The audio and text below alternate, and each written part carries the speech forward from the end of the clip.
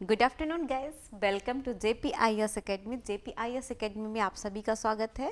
CTET की class में जो सीटेट का सिलेबस हमारा चल रहा था हिस्ट्री का सेकेंड पेपर का, उसमें हमने 16 महाजनपदों के बारे में अध्ययन किया था। किसके बारे में अध्ययन कर रहे थे हम? 16 महाजनपदों के बारे में। ठीक है, उसी महाजनपद के सीक्वेंस में हमने 16 महाजनपद का ब्रीफ स्केचेस किया था। मीन्स शॉर्टली उन्हें हम एनालिसिस कर चुके हैं, पढ़ चुके हैं। इसके बाद 16 महाजनपदों को जो मॉडिफाई किया गया था, एक में फिर से ऐड किया गया था, जिसके द्वारा जो सबसे पावरफुल, सबसे शक्तिशाली राज्य जो है महाजनपद बना था वो था मगध। आज हम मगध से रिलेटेड कुछ फैक्ट पढ़ेंगे। ठीक है, और इसके साथ साथ 16 महाजनपद, जो हमने 16 महाजनपद कवर किए हैं, उनसे रिलेटेड कुछ MCQs को भी कवर करेंगे। ठीक है, तो चलिए शुरू करते हैं मगध की यात्रा। एक बार फिर से, मगध जो कि 16 महाजनपदों में सेकेंड रैंक पर आता था, सेकेंड पोजीशन थी इसकी, लेकिन इसने अपने शक्तियों को, यानी कि अपनी पावर्स को इतना ज़्यादा इनलार्जमेंट कर लिया, मोस्ट पावरफुल महाजनपद बन गया, सबसे ज़्यादा शक्तिशाली और विस्तृत महाजनपद था। तो कौन सा था? मगध था। से महाजनपदों के बारे में जो हमें इंफॉर्मेशन मिलती है, वो सबसे पहली इंफॉर्मेशन हमें मिलती है बौद्ध धर्म के एक ग्रंथ से। बौद्ध धर्म का एक ग्रंथ है अंगुत्तर निकाय। ये हम सभी जानते हैं। किससे मिलती है? अंगुत्तर निकाय से हमें इंफॉर्मेशन मिलती है, जानकारी मिलती है। किसके बारे में? 16 महाजनपदों के बारे में। यानी कि वैदिक एरा के समाप्त होने के बाद भारत की जो कंडीशन थी, वहाँ पर 16 महाजनपदों का उदय हुआ था, जिसका इंफॉर्मेशन, जिसकी जानकारी हमें बौद्ध ग्रंथ अंगुत्तर निकाय से मिलती है। किससे नहीं मिलती है? अंगुत्तर निकाय से मिलती है। ठीक है, ये कंफर्म हो गया। 16 महाजनपदों में अगर हम देखें तो मगध जो है सबसे ज़्यादा शक्तिशाली महाजनपद था। कैसा महाजनपद था? सबसे ज़्यादा पावरफुल, मोस्ट पावरफुल था। अगर इसकी हम राजधानी की बात करें तो इसमें 3 राजधानियों ने, 3 लोकेशन को इन्होंने राजधानी के रूप में डेवलप किया था। पहले जो थी वो थी राजगृह। पहले इनकी जो राजधानी थी मगध की, इन्होंने इसे राजगिरी के नाम से, जो एरिया था, उसे अपनी राजधानी के रूप में डेवलप किया था। दूसरी इनकी थी गिरवज्र। दूसरी राजधानी को गिरवज्र का जो क्षेत्र था उसे राजधानी के रूप में सेलेक्ट किया। तीसरी जो कि उदयन द्वारा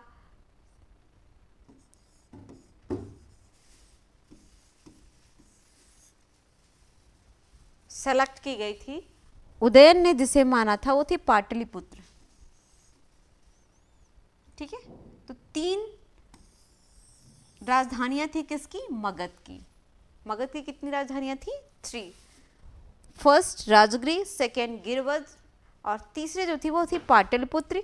अगर हम इनके एरिया को देखते हैं तो गया, वर्तमान का जो गया और पटना का क्षेत्र है, गया और पटना का क्षेत्र है, ये इनकी लोकेशन को, मगध साम्राज्य को दर्शाता है महाजनपद के रूप में। बाद में जो 16 महाजनपद थे वो सभी इसके अंडर में आ गए, क्योंकि ये शक्तिशाली था तो इसी के अकॉर्डिंग सबको वर्क करना था। सब पर जो है, जो रूल्स थे वो मगध के ही फॉलो किए जाते थे। किसके रूल्स फॉलो किए जाते थे? मगध को। सबसे पहले मगध ने जिस राज्य को या महाजनपद को खुद में मर्ज किया था, मिलाया था, वो था अंग। अंग महाजनपद को मगध में सबसे पहले मिलाया गया था।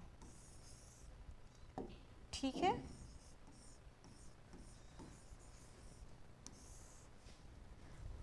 अंग महाजनपद जो था वो किस नदी के किनारे था?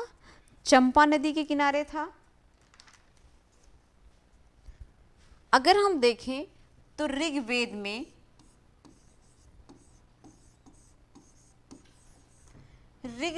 में महाजनपदों के बारे में तो मगध का जो मगध महाजनपद था इसके बारे में पर्टिकुलर मगध का नाम तो नहीं दिया गया है, लेकिन ये बताया गया है कि इस एरिया में किरात नामक जनजाति रहते थे।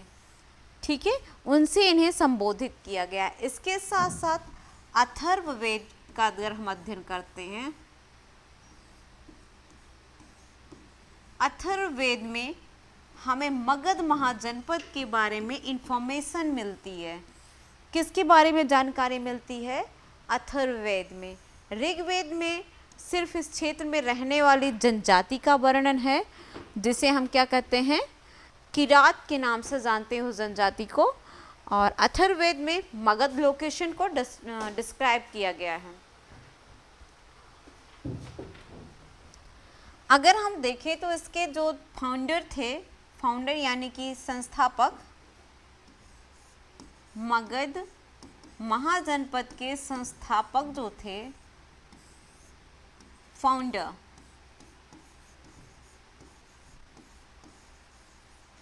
मगध जनपद के संस्थापक या फाउंडर के रूप में वृद्धरथ को जाना जाता है।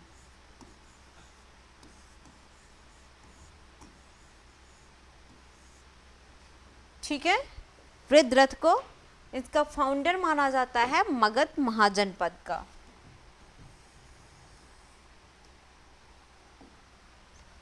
इसके अतिरिक्त जो इन्फॉर्मेशन हमें मिलती है वो ही बताती है कि यहाँ पर मगध में 3 जो डायनेस्टी थी, 3 डायनेस्टी ने रूल किया था, first, second and third. First पर जो थी डायनेस्टी वो थी हर्यक वंश। फर्स्ट जो डायनेस्टी थी वो किसकी थी, किस वंश की थी? हर्यक वंश की थी। सेकेंड डायनेस्टी जो थी हर्यक वंश के बाद आती है, ये फर्स्ट हमारी थी। सेकेंड डायनेस्टी के रूप में नागवंश,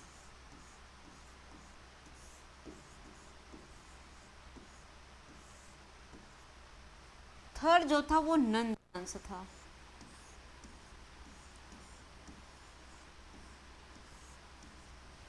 ठीक है, फर्स्ट हर्यक वंश, सेकेंड नागवंश, जिसे शिशु नागवंश भी कहा जाता है, शिशु नागवंश भी कहते हैं इसे, और थर्ड जो था वो नंद वंश था। तो फर्स्ट हर्यक वंश के बारे में हम देख लेते हैं। सबसे पहले हम हर्यक वंश की स्टडी करते हैं। हर्यक वंश का जो सबसे शक्तिशाली और पावरफुल राजा था वो था बिंबिसार। कौन था? बिंबिसार। अगर हर्यक वंश के हम टाइम ड्यूरेशन की बात करें, 560 बीसी से लेकर के 413 बीसी तक इनका टाइम ड्यूरेशन रहा है। बिंबिसार जो थे वो यहाँ के पहले राजा थे। इसके बाद अजातशत्रु,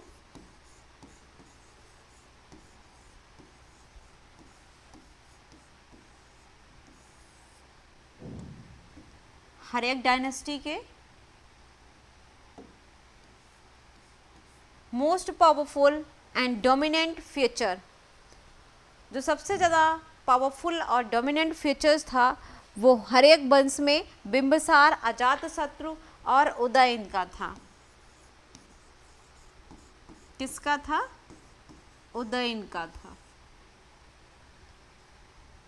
हर्यक वंश को हिस्ट्री में पितृहंता वंश के नाम से भी जाना जाता है। पितृहंता।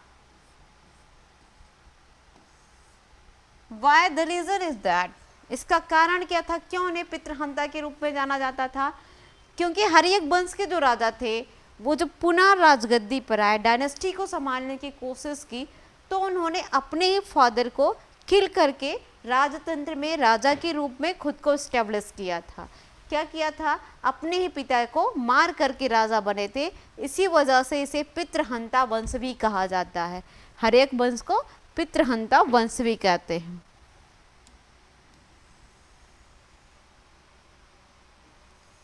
हम बिंबिसार के बारे में थोड़ी सी इंफॉर्मेशन कलेक्ट करते हैं। That is a dominant figure, Bimbisara.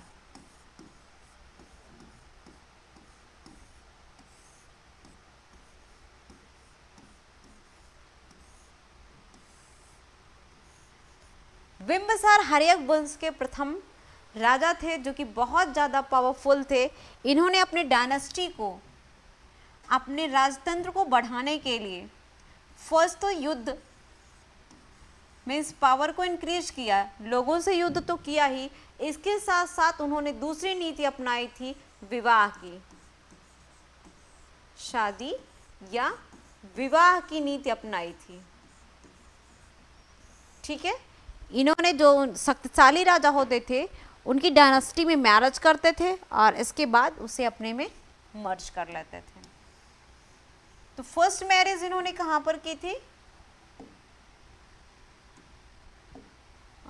Bimbisara ने पहली शादी, इन्होंने 3 शादियां की थी मुख्य रूप से। पहली शादी लिच्छवी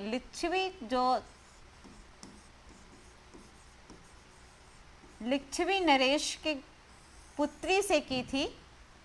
ठीक है, लक्ष्मी नरेश की पुत्री से इन्होंने फर्स्ट मैरिज की थी, जिसका नाम था चेलना। क्या नाम था? चेलना। ठीक है, तो इस तरह से लक्ष्मी जो महाजनपद की एरिया थी वो इनके कंट्रोल में हो गई। सेकेंड मैरिज इन्होंने किया था, फर्स्ट मैरिज इन्होंने लक्ष्मी से, लक्ष्मी देव की महारानी आप कह सकते हैं, से कर लिया था, वहां की राजकुमारी से। दूसरा इन्होंने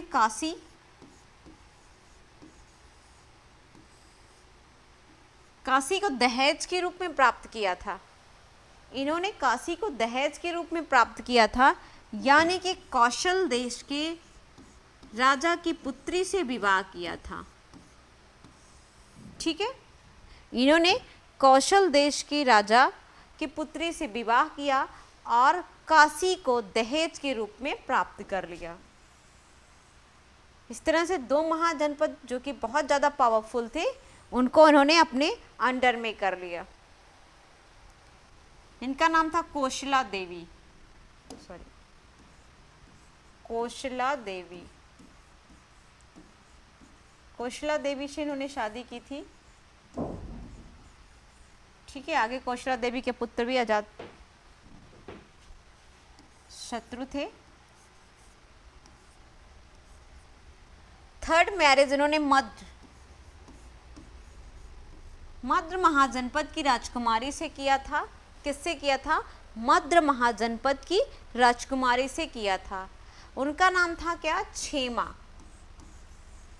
क्या नाम था? क्षेमा।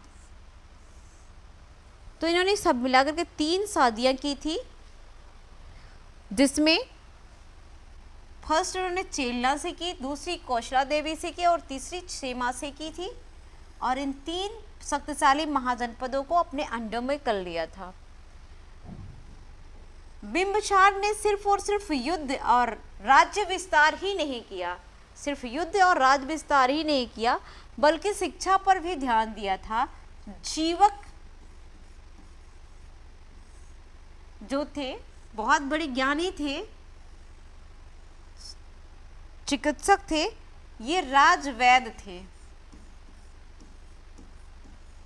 जीवक जो थे वो राजवैद्य थे। किसके? मगध के राजवैद्य थे।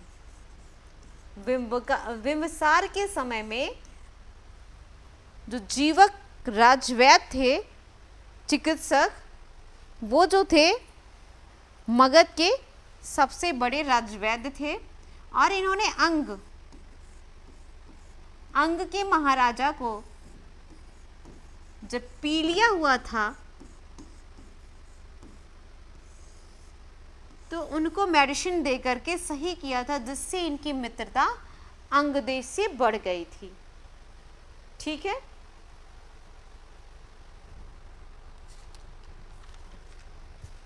सेकेंड हम इनके सेकेंड किंग के बारे में देखते हैं, जो दूसरे राजा थे बिंबिसार के बाद में। बिंबिसार के बाद में उनका पुत्र अजात शत्रु बिंबिसार की हत्या करके गद्दी पर बैठा। और ये किसके पुत्र थे? कौशला देवी के पुत्र थे। कौशला देवी कौन थी? कौशल नरेश की बेटी थी। ठीक है, कौशल नरेश की बेटी थी, जिनके पुत्र थे अजातशत्रु। कौन थे? अजातशत्रु। ये बहुत ही ज़्यादा क्रूर शासक थे। कैसे शासक थे? क्रूर शासक थे। इसके साथ साथ इन्होंने अपनी राजधानी को वैशाली बना लिया था, यानी कि वैशाली क्षेत्र को ऑब्टेन कर लिया था, इन्होंने अपने राज्य में मिला लिया था। युद्ध के समय ये सामान्य हथियारों के साथ साथ रथमूसला नामक विशाल यंत्र का प्रयोग करते थे। ठीक है, कि विशाल बहुत बड़ा रथ में लगे हुए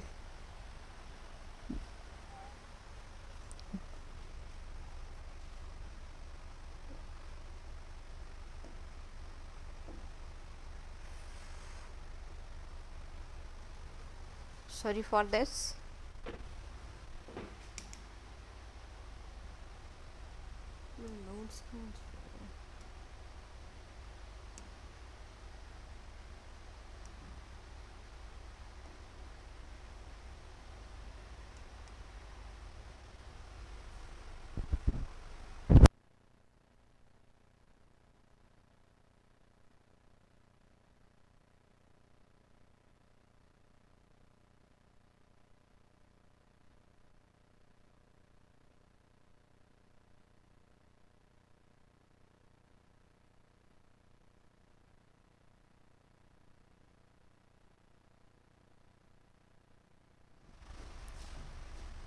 तो रथमूसला क्या था? ये एक रथ होता था जिससे बड़े बड़े पत्थरों को उसमें डाल करके दूर तक फेंका जाता था, उससे आक्रमण किया जाता था।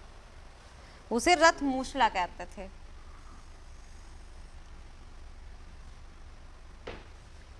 तो रथमूसला का प्रयोग अपने शासनकाल में किसने किया था? अजातशत्रु ने किया था। और इसके साथ साथ रथ के सामने जो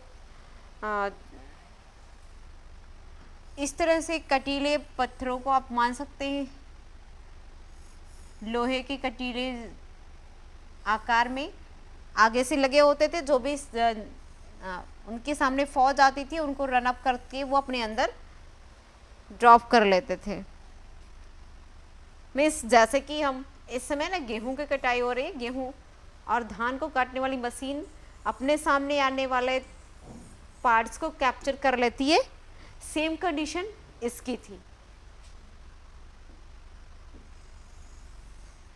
वो जो फौज होती थी दुश्मनों को, उसको जो है नस्ते नाबूद कर देता था, सामने से कोई उसमें एंट्री नहीं कर सकता था।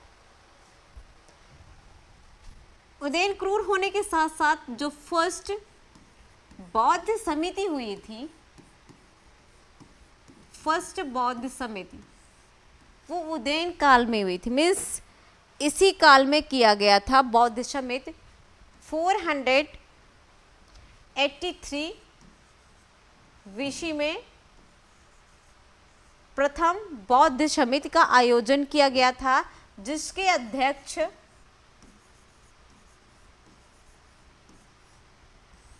अध्यक्ष के रूप में किसे नियुक्त किया गया था? जिसके अध्यक्ष के रूप में महाकश्यप को नियुक्त किया गया था। किसे नियुक्त किया गया था? महाकश्यप।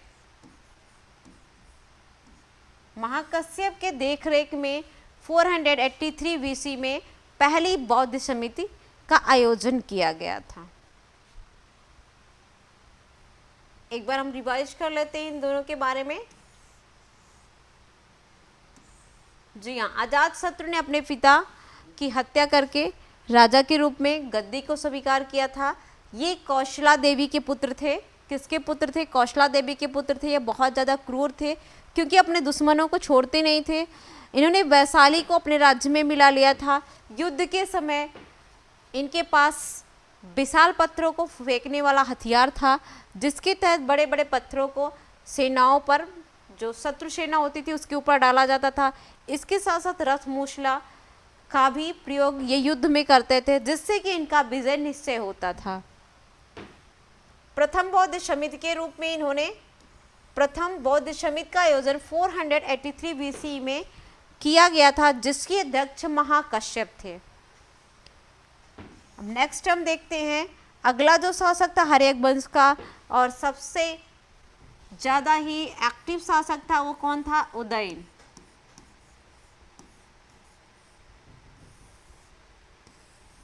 उदयन अजातशत्रु का पुत्र था।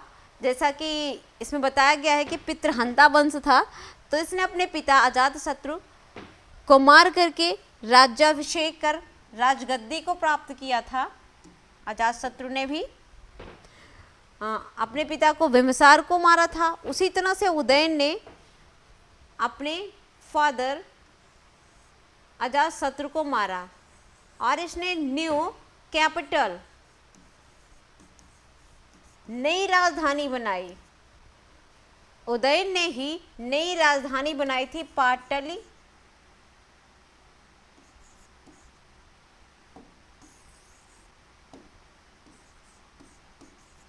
पाटलिपुत्र। इसकी नई राजधानी कहाँ थी? पाटलिपुत्र। ठीक है, उदयन ने ही सेलेक्ट किया था। उदयन ने अपने कार्यभार को बेहतर तरीके से निभाया और जो अंतिम शासक था हर्यक वंश का वो था नागदशक। अंतिम शासक कौन था हर्यक वंश का? अंतिम शासक जो था हर्यक वंश का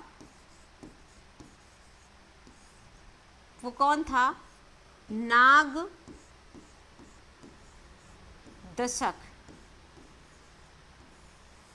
ठीक है, नागदशक जो था वो हर्यक वंश का अंतिम शासक था। इसके बाद हम सेकेंड डायनेस्टी को पढ़ेंगे। जो दूसरी डायनेस्टी है वो किसकी है? शिशुनाग वंश की। किसकी है?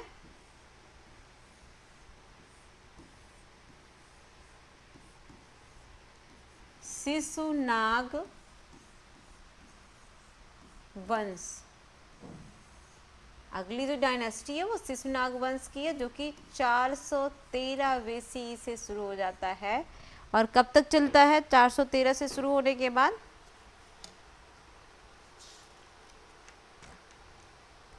413 से शुरू होकर के 345 बीसी तक चलता है। कब तक चलता है? 345 बीसी तक चलता है। ठीक है, शिशुनाग वंश जो था वो नाग वंश के नाम से भी जाना जाता है। इसके फाउंडर कौन थे? शिशुनाग वंश के फाउंडर। फाउंडर मीन्स संस्थापक। संस्थापक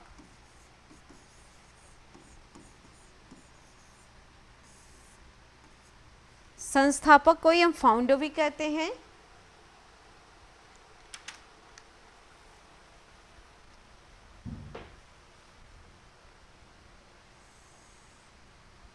इसमें फाउंडर के रूप में वर्क करने वाले शिशुनाग जी थे।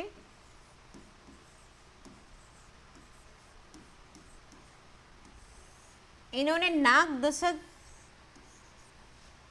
को मार करके नाग वंश की, शिशुनाग वंश की स्थापना की थी। शिशुनाग वंश का जो सबसे पावरफुल शासक था वो कौन था? कालाशोक।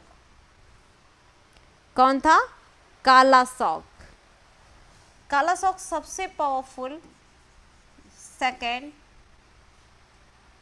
किंग था नागवंश का।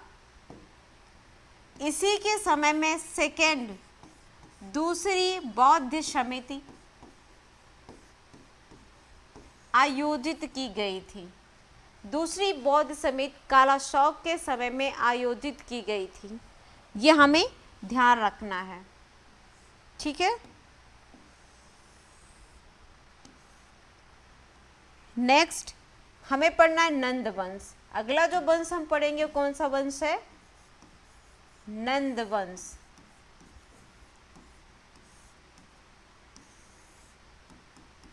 नंद वंश के संस्थापक महापद्म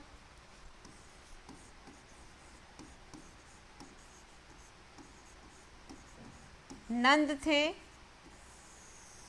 ठीक है। ये इसके फाउंडर थे महापद्म नंद। ये जो है शूद्र शासक माना जाता है। ये क्षत्रिय नहीं थे, शूद्र शासन या शूद्र शासक के रूप में इस वंश का उदय हुआ। जो फर्स्ट किंग थे महापद्म नंद, इनके बाद इनके पुत्र घनानंद, जो कि सबसे ज्यादा पावरफुल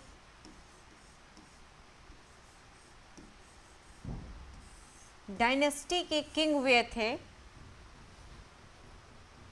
वैसे तो ये बहुत ज्यादा हॉटी पर्सन थे, घमंडी व्यक्ति थे, लेकिन इसके साथ साथ इन्होंने अपने राज्य का तीव्र गति से विस्तार किया था। इनके समय में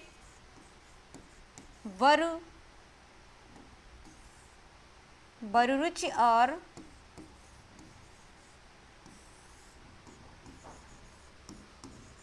कौटिल्य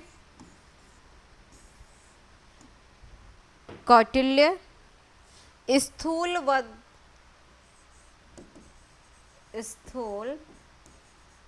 भद्र जैसे ज्ञानी पुरुष थे, ठीक है। अच्छा, इनसे जनता असंतुष्ट क्यों थी? क्योंकि बहुत ही क्रूरता के साथ जनता से पेश आते थे। जो टैक्स होता था ये हमेशा इंक्रीज करते रहते थे। टैक्स का बढ़ना और जनता की तरफ ये ध्यान नहीं दिया जाता था कि वो टैक्स देने में सक्षम है या नहीं। उसे डायरेक्टली टैक्स पे करने ही होते थे, जितना कि राजशाही आदेश पारित होने पर डेफिनेट हो जाता था।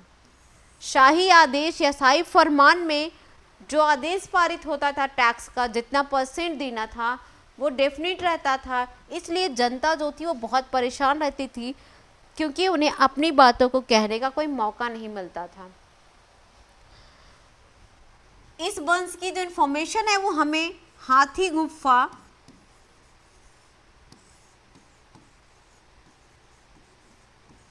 अभिलेख से प्राप्त होता है। कहाँ से प्राप्त होता है? हाथी गुफा अभिलेख से इस डायनेस्टी के बारे में हमें इंफॉर्मेशन प्राप्त होती है। तो हमने 3 डायनेस्टी के बारे में पढ़ा जो कि मगध में राज किए थे। पहला था हर्यक, दूसरा कौन सा था? दूसरा हमने पढ़ा शिशुनाग वंश और तीसरा नंद वंश, ठीक है। तो चलिए कुछ इसके क्वेश्चंस भी हम देख लेते हैं जो कि बहुत ज़्यादा इम्पोर्टेंट हैं। 16 महाजनपद को हमने कवर कर लिया है, जिसमें से मगध को भी स्पेशली पढ़ चुके हैं। मगध का भी अध्ययन हम स्पेशली कर चुके हैं। तो अब हमें क्या करना है? हमें जो इसके MCQs पर ध्यान देना है कि हम कितने MCQs इसके कंप्लीट कर सकते हैं।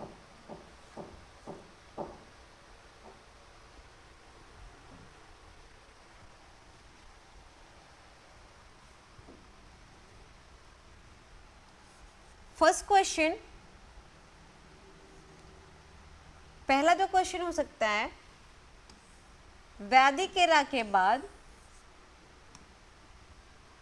वैदिक एरा के बाद या वैदिक काल के बाद भारत में कुल कितने महाजनपद थे?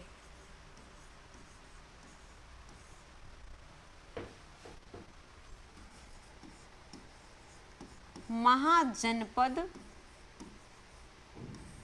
थे। इसका आपका आंसर क्या होना चाहिए? वैदिक एरा के बाद भारत में कुल कितने महाजनपद थे?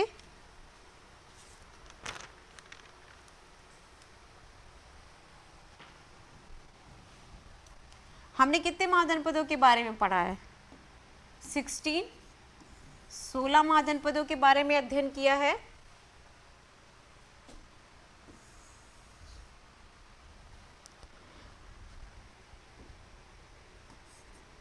सबसे उत्तरी महाजनपद का क्या नाम था? सबसे उत्तरी महाजनपद का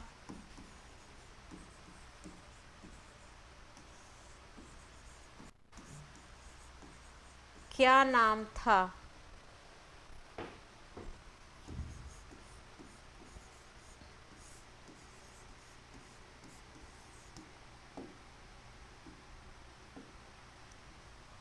इसका आंसर क्या होगा? हमने 16 को सबसे पहले कंबोज को देखा था, जो सबसे उत्तर में है कंबोज। मैप में भी हमने देखा था ना, कंबोज जो है वो सबसे उत्तर में है। तो सबसे दक्षिणी महाजनपद का क्या नाम था? नेक्स्ट क्वेश्चन हो सकता है कि दक्षिणतम महाजनपद, दक्षिणतम महाजनपद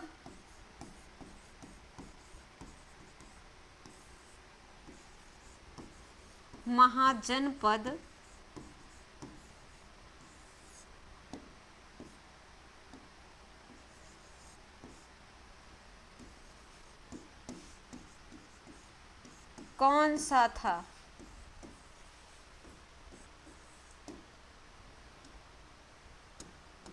उत्तर में पाया जाने वाला महाजनपद तो आपको पता चल गया, कंबोज है, ठीक है। तो हमें दक्षिण में, सबसे दक्षिण में कौन सा महाजनपद था ये भी पता होना चाहिए। ये आपको बताया गया था, सबसे दक्षिणतम जो बिंदु था महाजनपद का था वो अश्मक था। कौन था? अश्मक। कौन सा महाजनपद था? अश्मक महाजनपद था, ठीक है। महाजनपद कालीन टैक्स क्या थे? टैक्स किस हिसाब से लिया जाता था? टैक्स का हिसाब क्या था? तो टोटल का 1/6, 1/6 भाग जो था वो टैक्स के रूप में लिया जाता था, ठीक है। टैक्स कितना लिया जाता था? तो टोटल इनकम का 1/6 भाग टैक्स के रूप में देय होता था या देना पड़ता था। इस युग में महाजनपद कालीन राजाओं ने नियमित सेना व्यवस्था की थी, नियमित सेना रखना शुरू कर दिया था। कैसे सेनाएं रखते थे? इनकी सेनाएं जो थी नियमित थी, मीन्स हमेशा वो उनको पे करते थे और निश्चित तौर पर वो एक सेना और सेनाधिकारी के रूप में काम करते थे। 16 महाजनपदों के दौरान किस धातु का ज्ञान हो गया था? क्या लोहे का ज्ञान था? लोहा, इससे पहले तो हम देखते हैं टिन, तांबा, कांसा, इसका प्रयोग तो वो लोग करते थे, लेकिन क्या लोहे का ज्ञान था? जी हाँ, इन्हें लोहे का ज्ञान प्राप्त हो चुका था, क्योंकि जो इनके टूल्स थे वो लोहे के बने होते थे, जो हथियार थे छोटे छोटे वो लोहे के बने होते थे, ठीक है। मगध जो था वो सेंटर बन गया था। किस चीज का सेंटर बन गया था? राजनैतिक केंद्र के रूप में राजनैतिक केंद्र के रूप में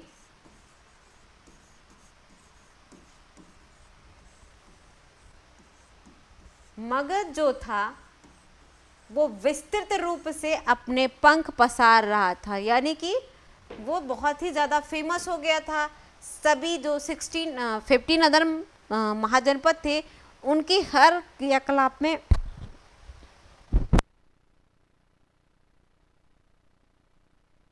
पार्टिसिपेट करने की कोशिश करता था कि वो हर क्रियाकलाप में उनके भाग ले और उन्हें राजनीतिक गठबंधन या एक्टिविटी के बारे में बताए।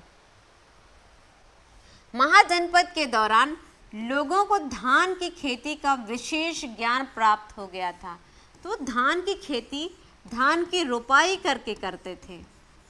मीन्स ऐसे बीजों को डाल नहीं देते थे जैसे आज धान की रोपाई होती है।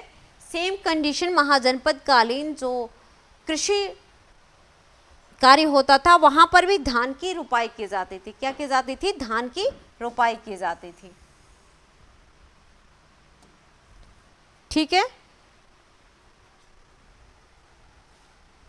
अगर हम देखें इसके अतिरिक्त 16 महाजनपदों की राजधानियां जो थी वो हमने पहले ही डिक्लेयर कर लिया है। फिर भी गंगा घाटी में 10 महाजनपद पाए जाते थे। गंगा घाटी, ये क्वेश्चन पूछ सकता है, गंगा घाटी में कुल कितने महाजनपद थे? कुल कितने महाजनपद पाए जाते थे?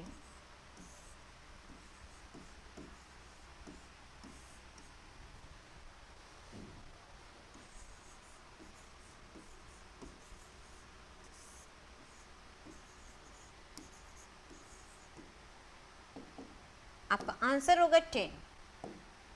10 महाजनपद थे। 16 में से 10 जो थे वो गंगा घाटी क्षेत्र में ही पाए जाते थे, गंगा की एरिया में ही पाए जाते थे, जिसमें आपका मगध,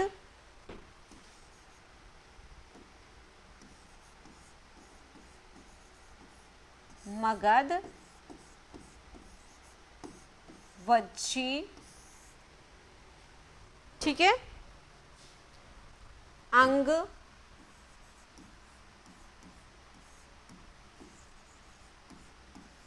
कौशल, मगध, वज्जी, अंग, कौशल, काशी,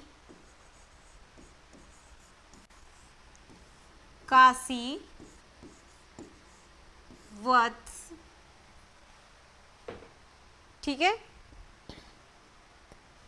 मल्ल,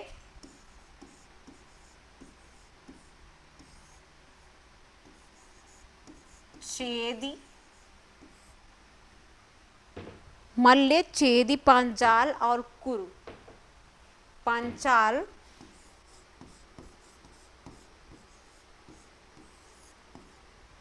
और कुरु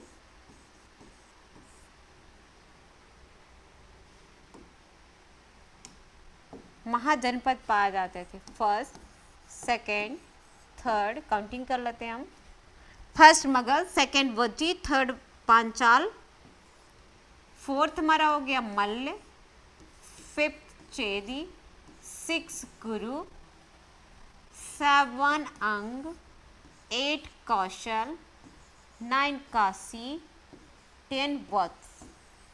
ये महाजनपद के जो क्षेत्र थे गंगा घाटी में विकसित हुए थे। तो 10 जो महाजनपद थे वो गंगा घाटी में पाए जाते थे। ये 10 हमें लर्न करना जरूरी है, हमें याद रखना चाहिए। एक बार हम रिव्यू कर लेते हैं, रिवाइज कर लेते हैं कि हमने क्या पढ़ा।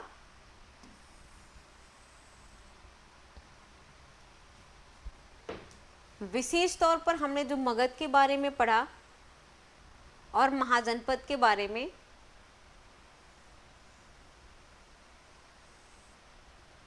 स्पेशली हमने मगध के बारे में देखा। मगध का जो उदय था, मगध की शुरुआत जो थी वो कहाँ से हुई? गंगा घाटी क्षेत्र से हुई, ठीक है।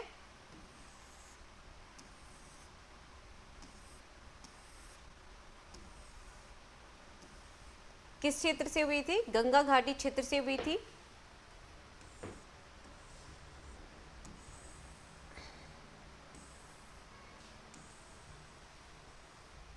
और मगध में 3 वंशजों ने अपना रूल किया था। स्पेशली 16 जो महाजनपद थे उनको भी अपने अंडर में करके इन लोगों ने रूल किया था। राजनीतिक गतिविधियां जो भी होती थी वो सबसे पहले कहाँ पर डिसाइड की जाती थी? मगध से ही डिसाइड की जाती थी। ठीक है, तो सेकेंड पावरफुल जो स्टेट के रूप में हमने महाजनपद के रूप में पढ़ा था वो मगध को पढ़ा था। बौद्ध धर्म के अकॉर्डिंग 16 जो महाजनपद की इंफॉर्मेशन मिलती है हमें अंगुत्तर निकाय में मिलती है। मगध की जो राजधानी थी वो 3 राजधानियां थी, राजगिरी, गिरिवज्र और पाटलिपुत्र। पाटलिपुत्र को उदयन ने, जो कि हर्यक वंश का शासक था, उसने डिफाइन किया था। अंग को भी मगध में मिला लिया गया था। मगध के बारे में कोई इंफॉर्मेशन ऋग्वेद में नहीं मिलती है, बल्कि मगध के एरिया में रहने वाली एक जनजाति किरात का वर्णन किया गया है। अथर्ववेद में मगध का नाम दिया गया है। मगध जो एरिया था उसके जो फाउंडर थे वो बृहदर्थ थे। हर्यक वंश के बाद में यहाँ पर शिशुनाग वंश ने अपना जो रूल था उसे डेवलप किया और नंद वंश जो अंतिम यहाँ की डायनेस्टी थी वो नंद वंश की थी। घनानंद के साथ में नंद वंश का अंत हो जाता है और मौर्य साम्राज्य का विस्तार होता है। यहाँ पर लोगों को लोहे के बारे में इंफॉर्मेशन हो गई थी। जो टूल्स थे वो लोहे के बनाए जाते थे। अजातशत्रु युद्ध करते समय रथ पर बड़े बड़े गोलों को उठाने वाले हथियारों का प्रयोग किया करता था।